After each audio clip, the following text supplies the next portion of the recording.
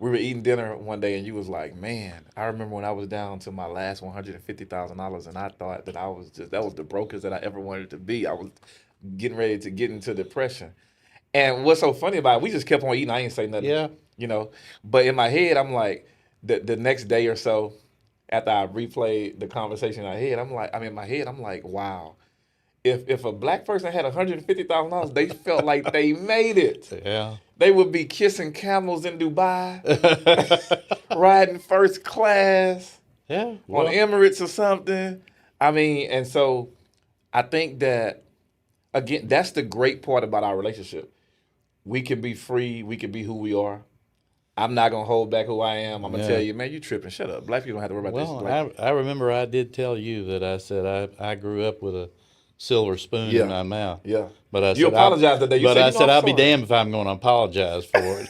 I thought you apologized. You say that you I'm apologize. not going to apologize. So here it is, guys. We're half each other's age. Well, I'm half his age. I can't not half each other's age. Oh, that's good. So here it is. I have a really good friend of mine. I think that people look at the fact that I'm half his age. He's white, I'm black. And did you notice that? Well, I'm so white in this show that I'm going to blend into the wall behind us. Yes, you pretty much are. I don't know if the audience can actually see me, so but we'll see. Yeah, I should have told you we were gonna have a white wall. Yeah, I could have done You could have something. went to got a Maybe get tan a or something. sunburn or Yeah, something. a Yeah. tan. You know, they got those self tanning places I don't still. tan. You don't tan? I just burn. Well, we should have burnt you. Yeah. But no, two different walks of life, and so we be having so many different great conversations about business, about life, um, just about everything. True. And so again, I just want people to realize the conversation we have because I think that I never forget you said something that was very we always had these transparent moments, which I love. Um, and the one thing about us is that we're no bullshit type of men. You know, we say what's on our mind and what's on our heart. And most of the stuff that's on our mind and our heart are pure thoughts. That's I know right. for me, I'm not so much for you, but so it's just wholesome either way. Whether we got some fucked up shit to say or whether it's some great things to say, I think that people need to see that parallel between the two of us. I agree. Yeah, Yeah, I agree. and I remember this one conversation that we had, and you were telling me about just about life as a whole and how you grew up, and then you asked me how I grew up, and you were astonished. Well, that's right. And That's right. I think you said something like, "Man, thank you for being my friend," Yeah. which is mutual because you get a chance to see inside of a straight up black person's life. Well, I had you have to understand that I grew up in a very small, poor farming community, and it was, the blacks were in their area, and I was in my area, and my father being a country doctor, the only time I was introduced to blacks was when he made house calls, and so I watched him interact with black people, and um, that was a wonderful experience for me. But I never went to school with a black person. I never, even through college, I went to University of Kentucky and never went to school with a black person. Um, so I was way before integration. Um, uh, when were you born? What year? 1980. Oh, sh.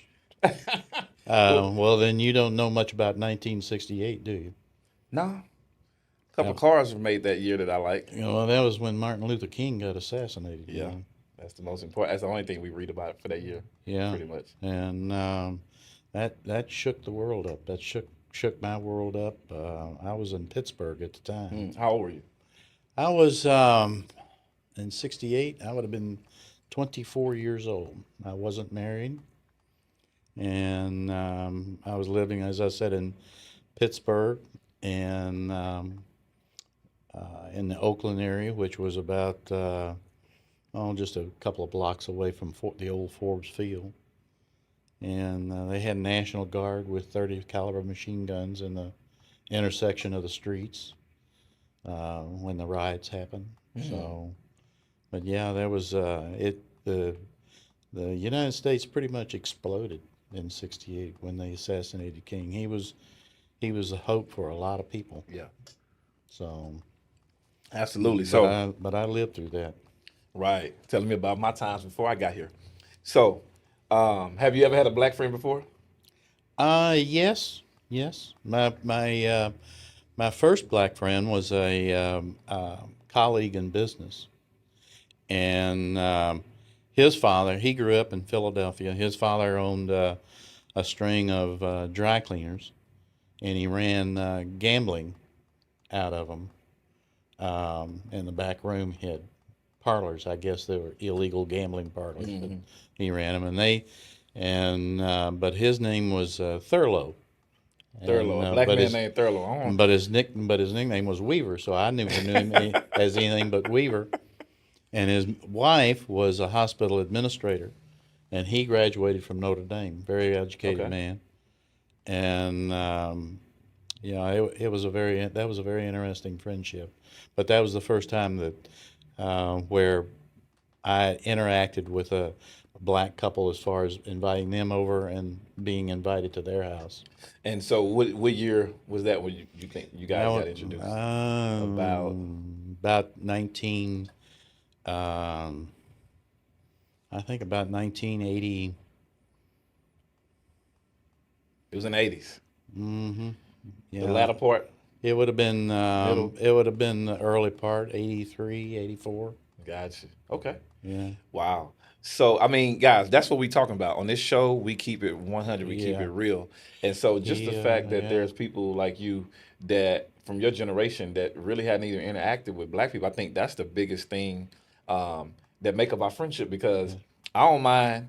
But by that time, I was very aware of how brutal racism was, and because Weaver came to me and he had been offered a promotion, but he had to move to Little Rock, Arkansas, and he had two lovely daughters, beautiful girls, and they were high school, and he came to me and asked me about moving to Little Rock, Arkansas. And and his daughters were dating young men that would come up with driving nice cars, and they would go nice places. And I told Weaver, I said, "You'll be introduced to a side of this nation you do not want your daughters to see. You do not want to. This is a level of racism that you'll never want any of your family to ever experience." Yeah. And speaking of that, so we were having a conversation uh, one day at dinner, and you said you made a statement, and I don't even think that you really realize. Probably not. You don't even realize what you said. Not anything bad, but I'm gonna bring you back to that conversation and let's Okay. expound on that because we just got done talking about racism towards the black man in America, and so this goes right into it. So we were eating dinner one day, and you was like, "Man, I remember when I was down to my last $150,000, and I thought that that was the brokest that I ever wanted to be. I was getting ready to get into depression." And what's so funny about it, we just kept on eating. I ain't say nothing, Yeah. you know. But in my head, I'm like, the next day or so, after I replayed the conversation in my head, in my head, I'm like, wow. If a black person had $150,000, they felt like they made it. Yeah. They would be kissing camels in Dubai, riding first class Yeah. on Well, Emirates or something. I mean, and so I think that again, that's the great part about our relationship. We can be free. We can be who we are. I'm not gonna hold back who I am. I'm gonna tell yeah. you, man, you tripping. Shut up. Black people don't have to worry about this. Well, Like, I remember I did tell you that I said I grew up with a silver spoon in yeah, my mouth. yeah. But I You said I apologized that day. You but said, I you know, said I'm I'll be sorry. damned if I'm going to apologize for it. I thought you apologized. You say that you I'm apologized. not going to apologize.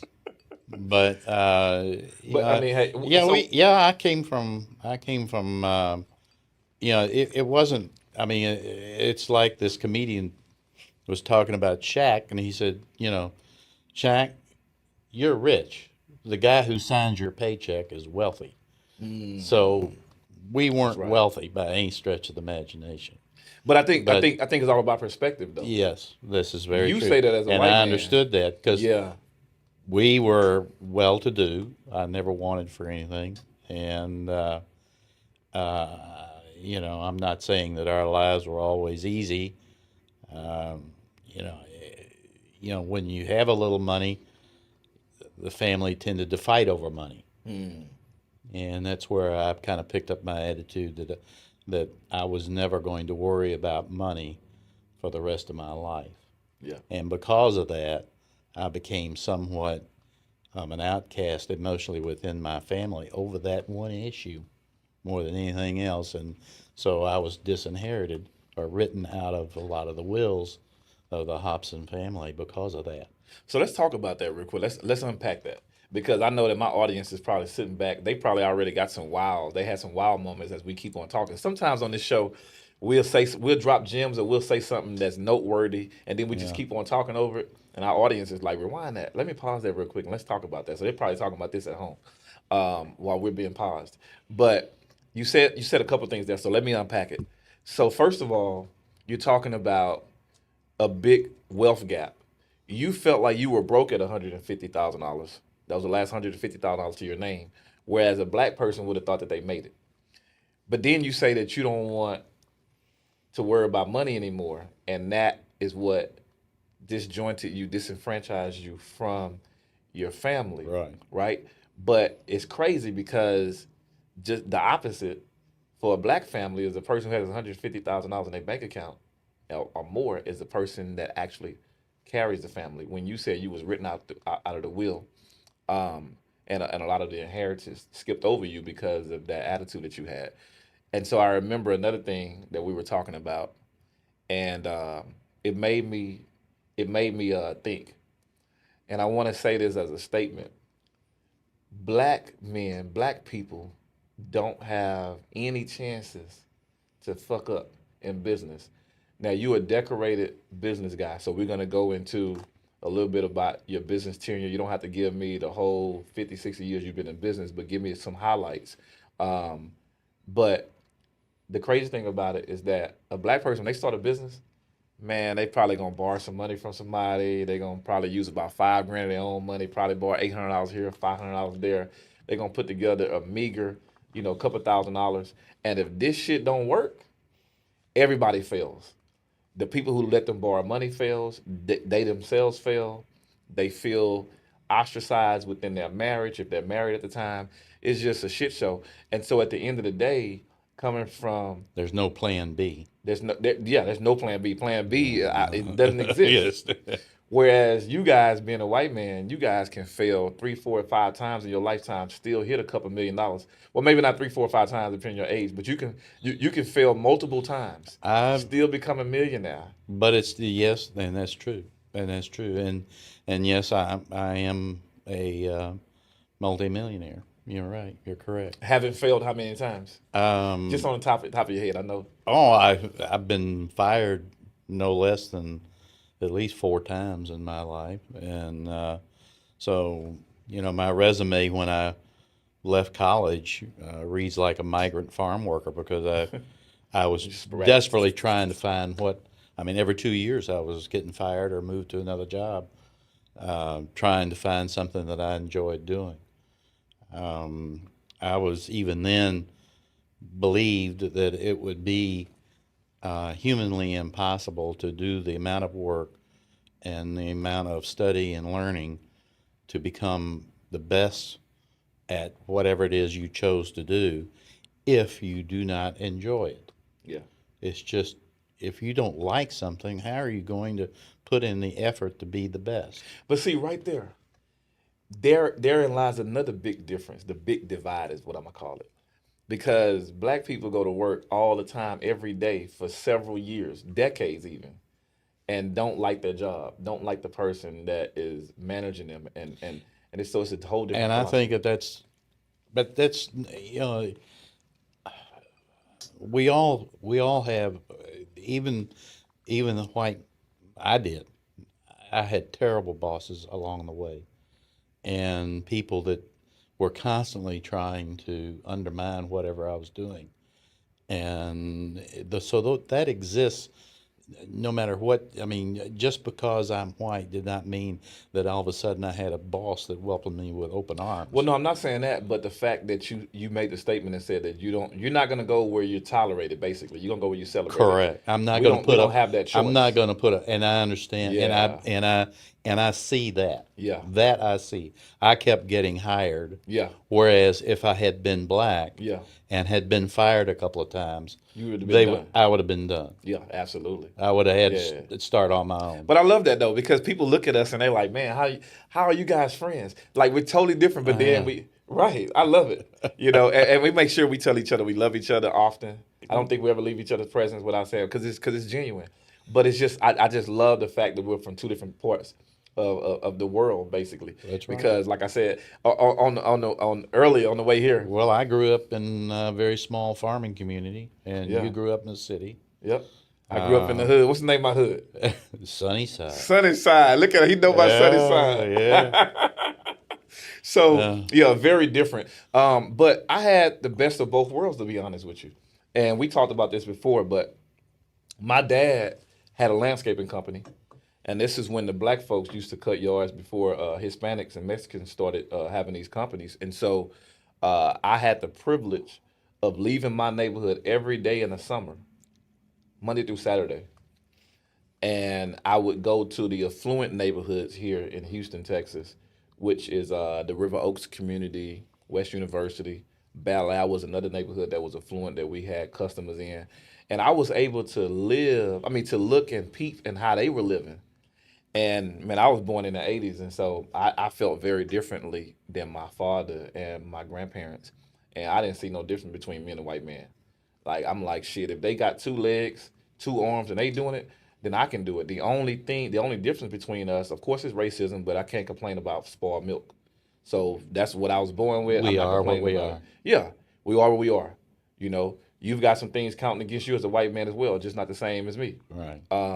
And so at the end of the day, I never counted that. So the only other factor that was stopping me was the fact that I didn't know, but I would ask.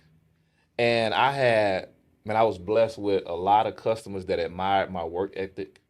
They admired my transparency. They just admired who I was as a person. But that, that you just named the key for every young person that comes along is to ask questions. Yeah. And once you ask a Look there when question, you say that because that's a yeah, moment. well, and once you ask the question, keep your mouth shut and let the guy talk. Yeah. And you start your questions with how, what, why, when, where. Come on. Say it one more time. You start every question with how, what, why, when, where, And then shut up. and then shut up. Yeah. And that's exactly what I used to do, man. I used to. I didn't have anybody that broke it down to me like that, but I was so intrigued. I tell you a vivid depiction in my mind. I remember one day I was cutting grass. I was probably about 15 to 16 years old, and white people don't have curtains in their house. Like y'all be living with y'all. I live like that too though. But y'all, yeah, because I got it from y'all. But y'all be living with the curtains open and stuff. People can just see y'all Yeah. eat dinner and stuff together. We be trying to hide. We got our blinds closed. We got curtains. We got 5 locks on the door. We not trying to let nobody in that ain't supposed to be in our house. Yet somebody could just ride their bike down the sidewalk and just stare at you and eat and watch you eat dinner if they wanted to. So I was cutting the backyard of these people's homes, and they lived in River Oaks, and the whole backside of the house was open, and that's where the kitchen and breakfast area was. So I was in the front at first when they first pulled up, and this was back when Acuras were big. So this was probably like 1995 or so, 1996, and so Acura and Lexus were just coming out, and so the guy pulled up. The husband had an Acura and the wife had a Land Rover. And so the Land Rover, she was a stay-at-home mom, so it was there already. But I saw the husband pull up, and he had his briefcase. He had a jacket on. He coming from the office. The kids ran up, hugged him. He couldn't even pick him up because he had the briefcase and stuff in his hand, and he just hugged it. And then I made it to the backyard. So I saw that in the front, kept on cutting the grass, went to the backyard. Saw the table was set, and I saw them sit down and eat, and I said, you know what? I want that. I want that.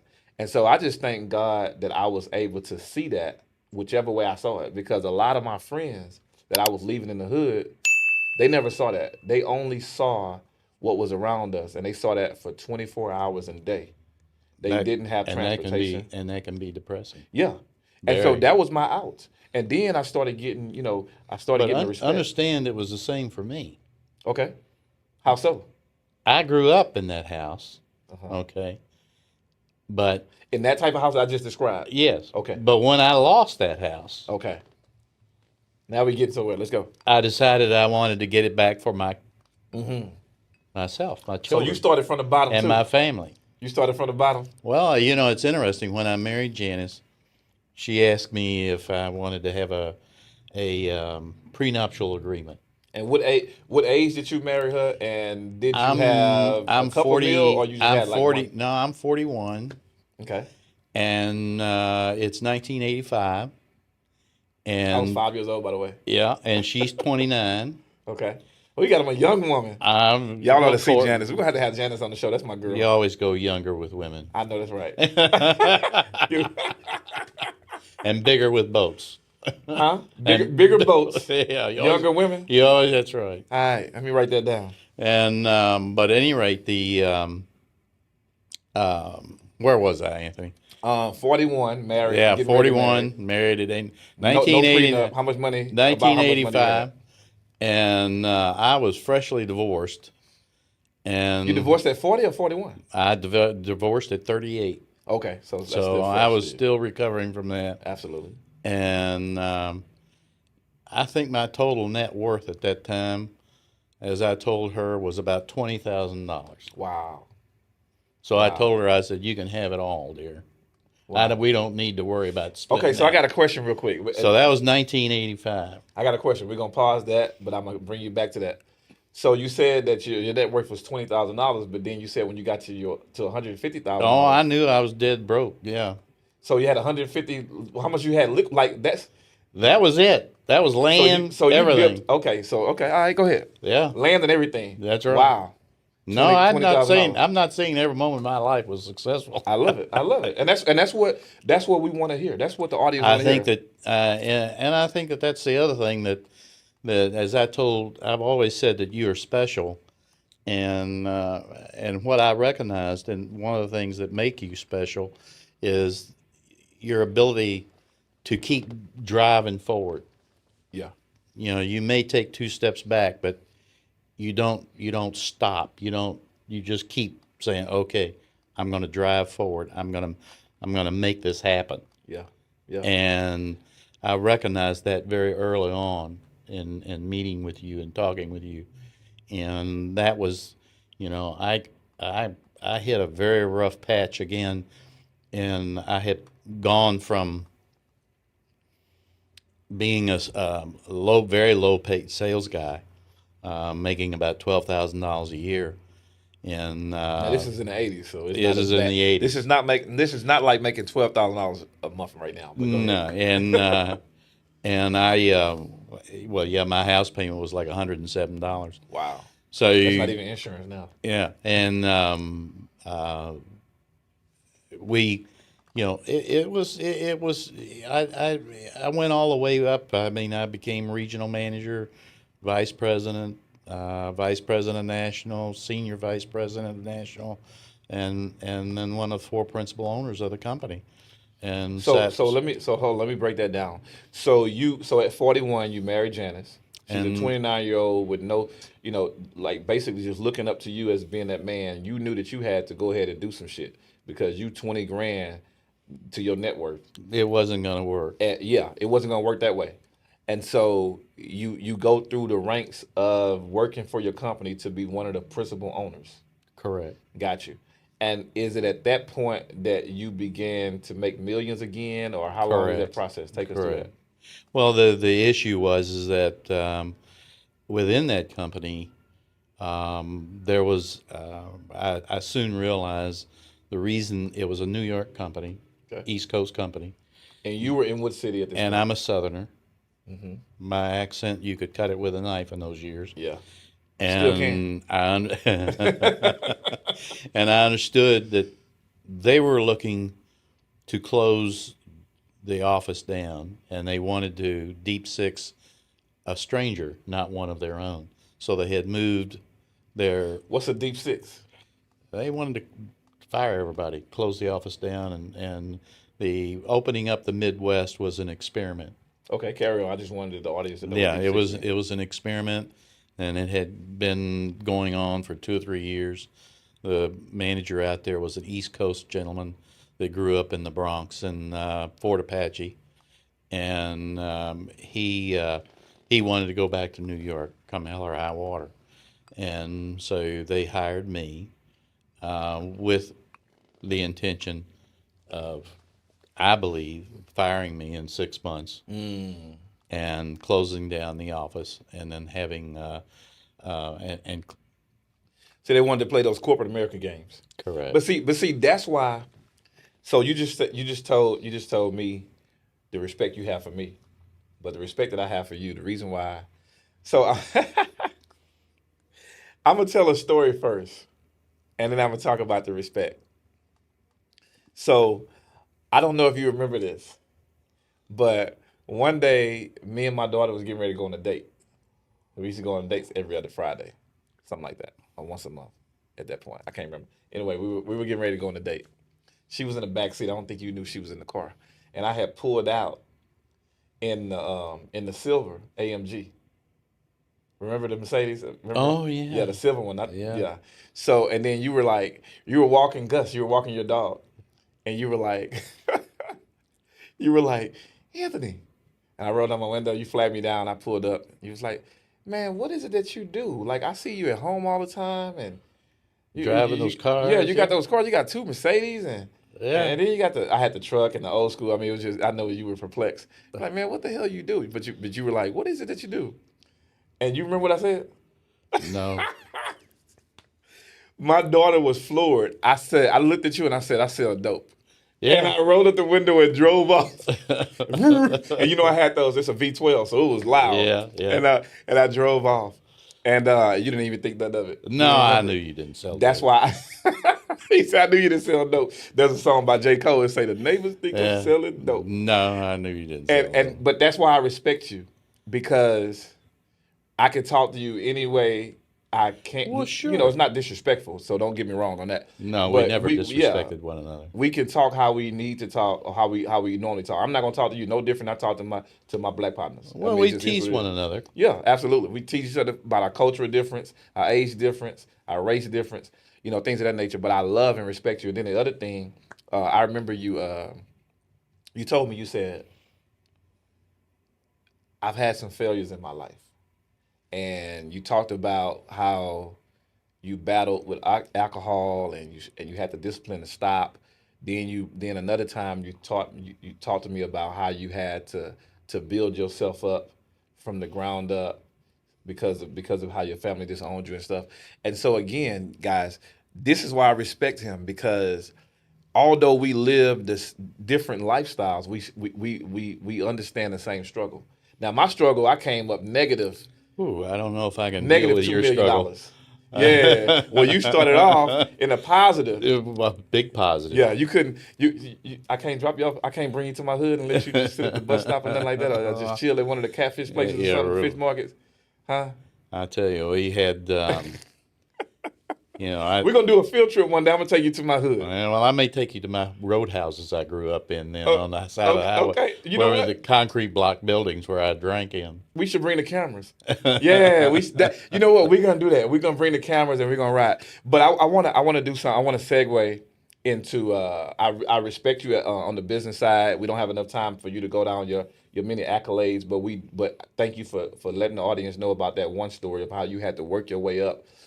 You probably chanted about 5 or 6 different positions before you got up to be a manager and Well, partner. they had, everyone kept saying that a Southerner will never sit on the board of directors of a New York company. And see, that's a struggle for you. And so that's Yeah. all they got to do is just, so Yeah. I decided to keep my head down. You probably would have been a black guy if you come back in a different. When you come back, you might be black because you got some tenacity. Well, I think it's important for young people to know that don't ever use the word quit or tired. Yes. Don't, and have that tenacity, have that drive, stay faithful to the things you enjoy doing, and learn to be the best. Don't use to me, a cop out on human effort is to say, yeah, but I did the best I could. I think that is a terrible way of phrasing it. It just, Yeah. it's almost like a I gave up type Right. phrase. It's second place. Yes. You know, so And so if you say, I didn't win this time, but I'm going to continue to ask these questions of people, and I'm going to learn how to be better yeah, until I can be the best that I'm capable of being in this endeavor that I've chosen. absolutely. You know, it reminds me. You know, we went through. I leaned on you a lot when it came to making the decision to have my son Davion go from Bel Air to North Shore. Remember, we talked about that a That's lot right. because you of a sound mind and of the same volition that I live for. And so, although I made my decision solely, I still checked in with you and saw how you felt about it. And just to get that, I knew you would be on board with my decision. And I wasn't even looking for approval if you wasn't. But the intricate part was the fact that I knew that we would resonate, and I knew that you would give me wisdom, either new wisdom that I hadn't discovered, or you would reinforce wisdom that I've already known. And so one of the things that and we talked about this before, but one of the things that I told my son, and we preach in the house, is there's always a better and best scenario. And depending on who you can gauge who you are based off of what you go after. Are you going to go after good, better, or are you going to go after best? First of all, good is not even it's not even welcome in my household. So you always got to be better, or you got to be the best. And so remember, if you remember back a couple of years ago, Davion was forced with a decision. He was scoring 2 and 3 touchdowns a game before halftime at the school that he was at, and so he wasn't being challenged in that whole district. He was leading the district in almost every category, and in the paper more times than he Correct. wasn't. And that school was ranked like 1100 and something in the country, and he had a chance to go play for the number one school in the That's right. country. Yep. And then we fell to number two as well, but still top two team. At the time that he got recruited, it was number one team in the nation. And so at the end of the day, he was a little fearful. Of course, his mom was, terrified of the decision that I wanted to make with him. But he came to me and said, "Dad, I got opportunity," and I'm like, "Man, go for it. What we got to Well, do." sure. And that's what we're talking about. Never would like, man, I would have lost respect for my own son. I'm not gonna lie to you. I would have lost respect for him if he would have said, "I'm gonna just stay at Bel Air." Man, dude, you already scoring 3 touchdowns.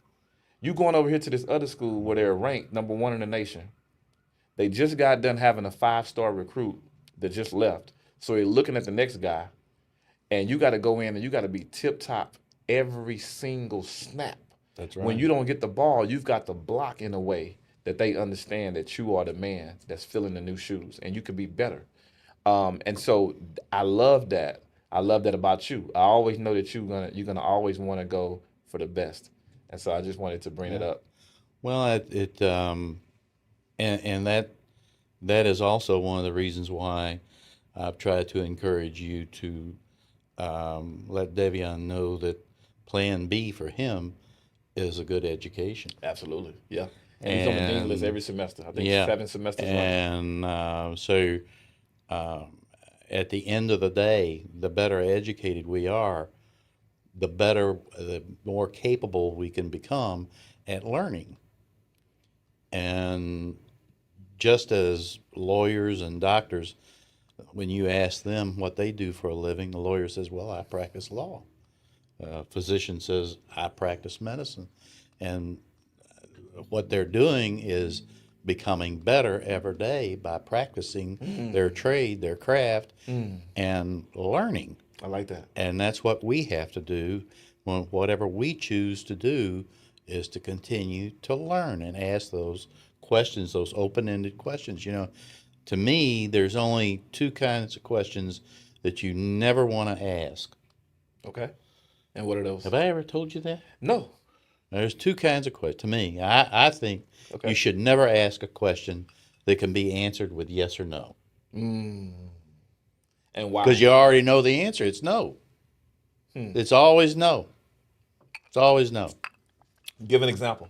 Oh, you go to a purchasing agent, you ask for a job, you ask for anything. It's human nature to say no. Yeah. You walk into a department store, go into Dillard's, and the sales guy says, "May I help you?" What do you do? No. Okay. You do. The first thing you say is no. You don't say, "Yeah, I'm looking for a sport coat. Where's size 42?" You know, I mean, well, I've gained 20 pounds, so it's probably size 46 now. 46. But that's another You're subject. 80 years old. You can learn Yeah, that. right. So what's the second one? Now, and the second one is never ask a question you already know the answer to. So then what type of questions do you ask? Well, you ask those how, what, why, when, where. There you go. And then you shut up, and then the person cannot answer yes or no to those questions, and you don't know the answer to those questions because you've started them out with, how do you do this? Why do you do this? What do you do? Yeah. That's You how know. you did me. Exactly. Who are you? Yeah. Why are you driving all these cars? Yeah. How right, much are they? Right. Talk to What me. are you doing? Why are I'm- you at home during the day when everybody else is working? I'm the only retired person on the And street. why do I want to try to bait you by asking you a question I already know the answer to? What am I testing you to see if you're going to lie to me? Right. So think at about this that. point, in the show, what we're gonna do is we're gonna do a couple things real quick. All right. So, advice. You always love to give advice. I love the conversations we have, man. We can go hours and hours. Yes, man. Yes, you know that. And I love that about you. So I want you to think of Davion is one of your second favorite persons. Yes, outside it of me. is. Yeah. So Davion is my son, guys. Well, I'd like So- to, I live vicariously through athletics because oh man, I couldn't walk and chew gum at the same time. So, Yeah. and I raised a pro athlete, and you got Yep. Davion. Yep. So, So he has a pro athlete. His son played professional tennis. yeah. And so my son will be playing professional football in about 2.5 years, maybe about 2.5, 3 years from now. So let's talk to Davion's generation. So let's say 20 to 30 years old. Let's give three advice. It could be life, business, whatever, and then we're gonna go to the next. And let's look here. Let's All right. Well, I think 3 words of advice you would give to a generation that's 20 to 30 years old about wealth and life, business. Well, I think number one is make a little time. But life is difficult. I don't believe that it matters what your background is or where you come from. I had some very serious speed bumps in my life. Anthony brought up one with the alcohol. And of course, I had very difficult parents. And so I think the important thing is to make sure that you work hard, but every day make a little time to have fun for yourself.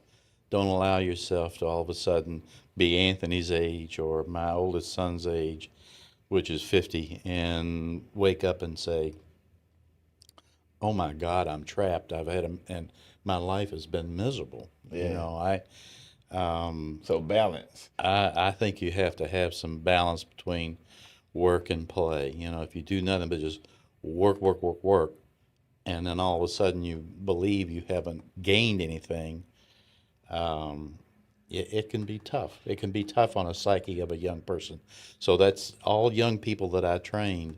I said, we're gonna learn to be the best. We're gonna do the best we have, and we're going to have a little fun. We're going to make this fun. Absolutely. If you don't like it, if you don't have fun, I go back to what we discussed earlier in this show. I believe it's humanly impossible to be that good or good enough to be successful if you're not having fun, if you Absolutely. don't enjoy it. I love it. Number 2.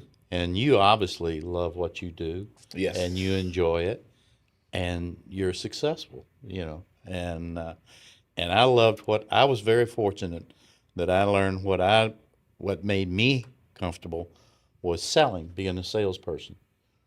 And I was terrible at it, but I loved it.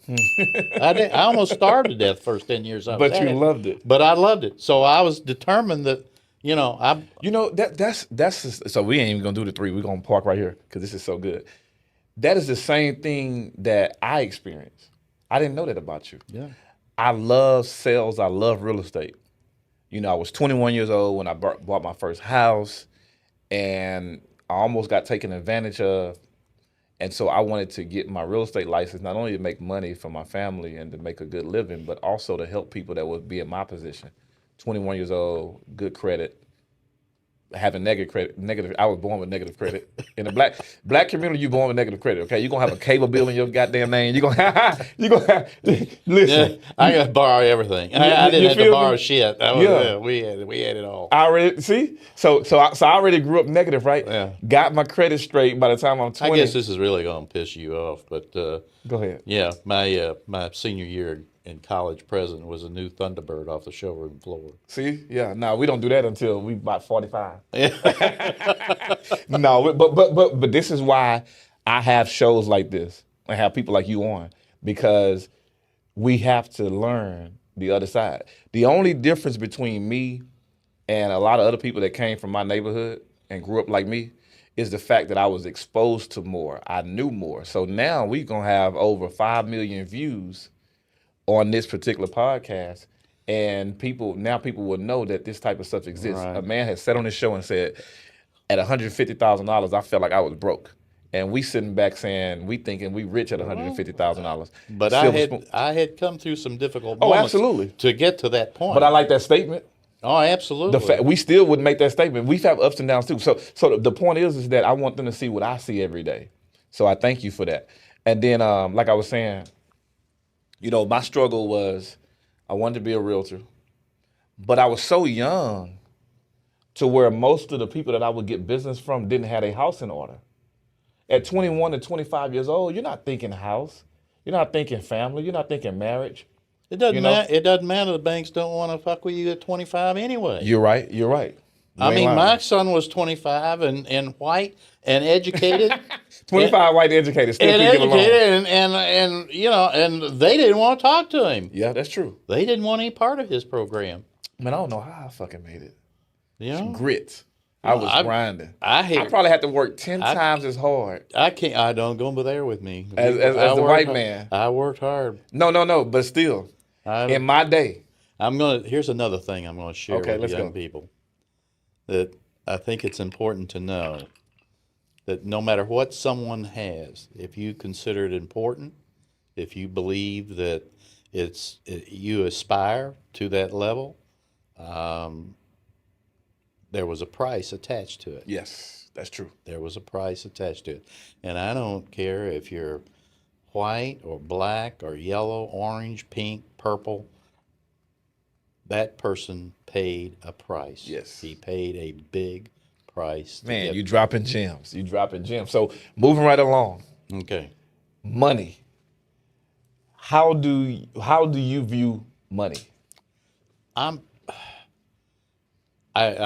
really am not concerned with money. And when I was building our business, and I say our, because I think you know that Janice and I were partners. Yeah. My wife and I. And by the way, I married my best friend, in case you're wondering. Yes. In case you're wondering how to select a mate. I know that's right. And but when you are building a business, it's important, if you worry about every nickel along the way, it's important to worry about it. Well, yeah, it's the nickels that'll bankrupt you, not the dimes, not the dollars. Yeah. But you do watch it, but you cannot focus totally on it. If you do, you take away from mental energy that you need to make your plan and implement your plan to build your business. Yeah. And that's another thing that you need to do if you are wherever you are, whether you're a hired employee or whatever it is, you have to have a plan. I'm big on that. You need to, and you need to set goals. You need to have a plan. You need to have a year plan, a 5-year plan, and a 10-year plan. Yeah. And let me say this. In our house, we started doing something different. We come up with a vision board every quarter.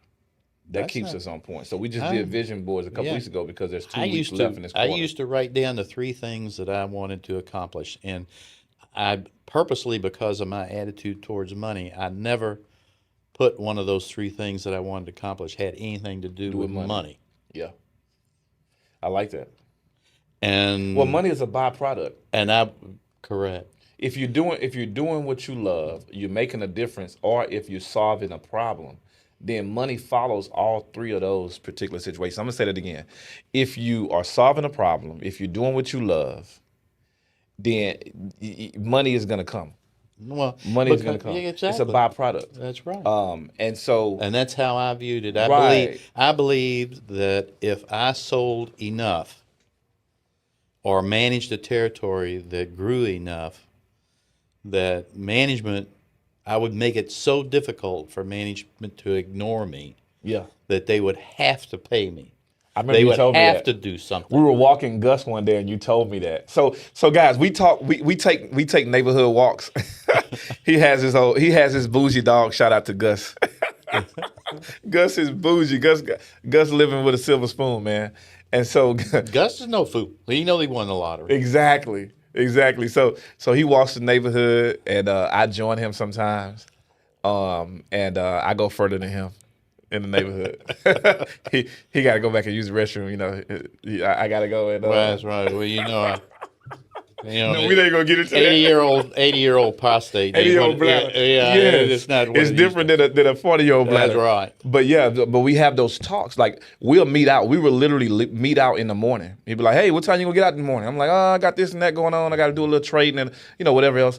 And then we'll come up, and at least about 3 times a week we will meet up, and I would be with him for a few, probably about a half a mile, and then I'll take. I always like to do 3.5 miles on my bike, or if I'll walk and then I'll walk back home with him, then pick up my bike and then go ahead and ride. But we always have those morning talks. He's gonna have his Starbucks. I'm gonna be fresh off a smoothie and maybe a joint. I wondered why you were so congenial. Yeah, it's the marijuana. It's the marijuana coming out with my own strand. It's gonna make you smarter. I guarantee you guys when y'all smoke my strand. But You're gonna have them lined up over there. what I'm trying to tell you, Oh listen. man. So there's another thing that I want you to speak on, and it's the fact that I watch you just like you watch me. I admire you as much as you admire me. It's mutual, and so I've watched you in the last year and a half liquidate. I've watched you in the last year and a half liquidate most of your assets Right. that you have accumulated throughout your working years. And I want you to, I think that's a formula there. If you don't, that's a strategy there. So I want you to tell that strategy because I know you just liquidated some good money to parlay into the future Well, we had a condominium on the Lake Michigan.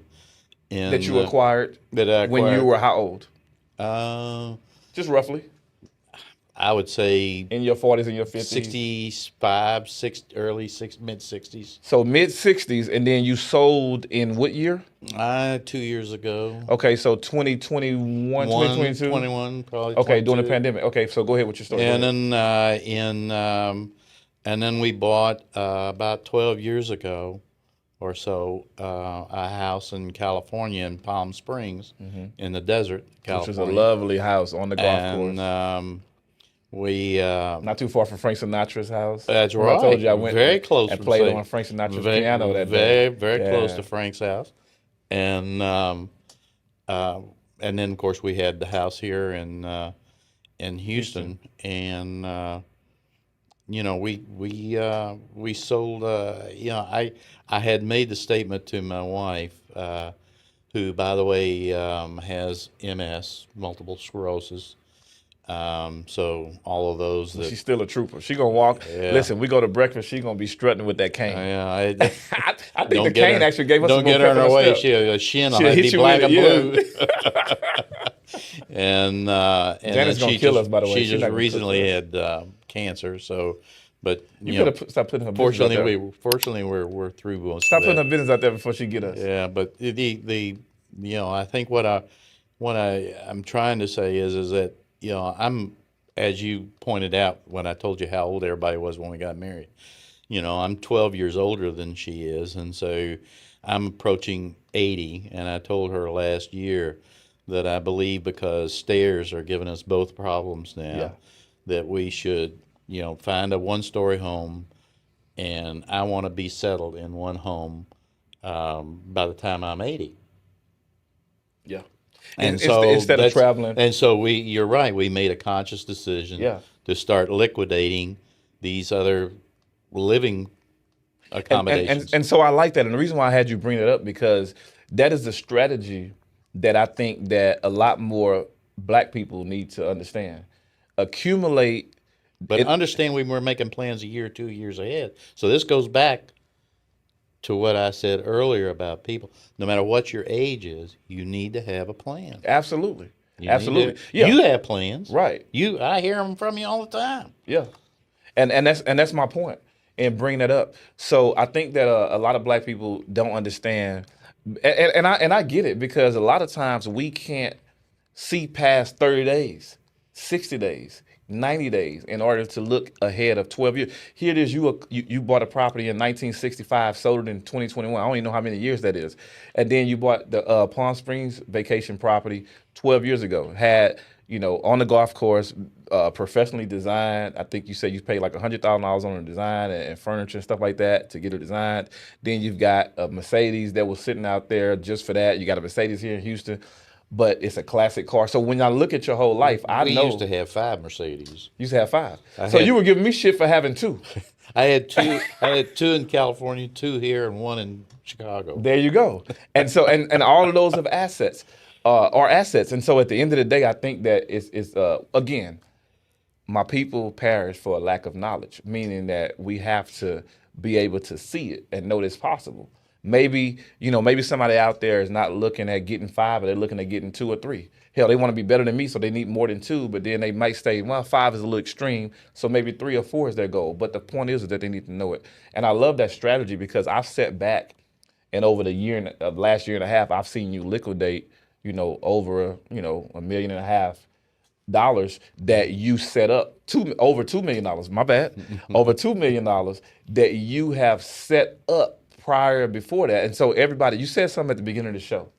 You said that you work your ass off for 20 years and you become an overnight success. And that's what it is. Yeah. Yeah, okay, you made $2 million extra It's a journey. in 1 year. It's a but you journey. set it up. Yes, you set it up It's way a back when you journey. first started the journey. Yeah, it's a journey. And I think that we need to know that. And so we were talking. I had another show. We were talking about cryptocurrency and stuff. Yeah, nothing happens overnight when Yeah. it comes to You life. just notice it overnight. The person that's spectating. Yeah, and my grandfather is the one that gave me that piece of sage advice. He also told me that no matter how many degrees that a person may acquire, that there'll still never be any substitute for hard work. Come on, and we're gonna end it there. Hard work. Or a friend of mine. Shout out to my boy.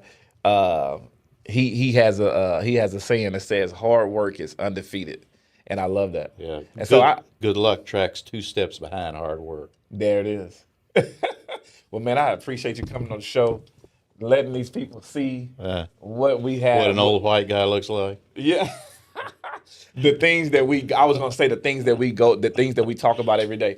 So yeah, man, I mean, I love it. We got some more things to do. We're gonna go and play golf, and we're gonna let you guys in on some of our golf games. And Yeah, I don't know. You may want to miss that episode of him playing golf. That's pretty horrific. Say, thought. first of all, that's so- a pretty horrific thought. I'm Tiger Hood. Yeah, right. So what that means is I'm good for about the first 9 to 10 holes. After I start drinking and smoking cigars, and every now and again I bring a little weed out there with my cigars. Yeah. So after about the 10th hole, you on your own, we just gonna be cracking jokes and playing with the alligators. Yeah. But but no, we have a lot in common, and I definitely appreciate you coming on the show to show the audience what it looks like, because through our comedy, through our conversations, through our rationale, people can really, you've been dropping a lot of gems. And so people can really pull some nuggets from this show. I believe that this show is going to be timeless. I think that people can come back and look at this 6, 7, 8 times, share it with 5 or 10 people. They go back and look at it several times. And I'd like to, I'd like for us to tackle this top 3 things that young people need to think about. Okay. To Let's do to it in a get- minute. to- Let's do it in a minute and a half. to get to some of the things that they'd like to do. Okay. Well, let's do it. Go ahead. You No, got the- I'm talking about a future show. Oh, okay. Okay. So he want to do a show. Oh, you know what? That would be great. We could do that. Yeah. All right. Well, cool. Well, that's it for this show, guys. I want to thank you guys. Don't forget to like, subscribe, and hit the notification button because you definitely want to be in the know. When I drop something new, you want to be alerted. All right. So thanks again. This is Free Game Fridays, where I'll be dropping $1 million gems either on social media or in podcast format like today. We want to thank Bill Hopson, the millionaire next door, 80-year-old. I don't even want mogul. No, My God. I'm not in that category. Trust me. Whatever. Thanks again, man. All right. I appreciate it.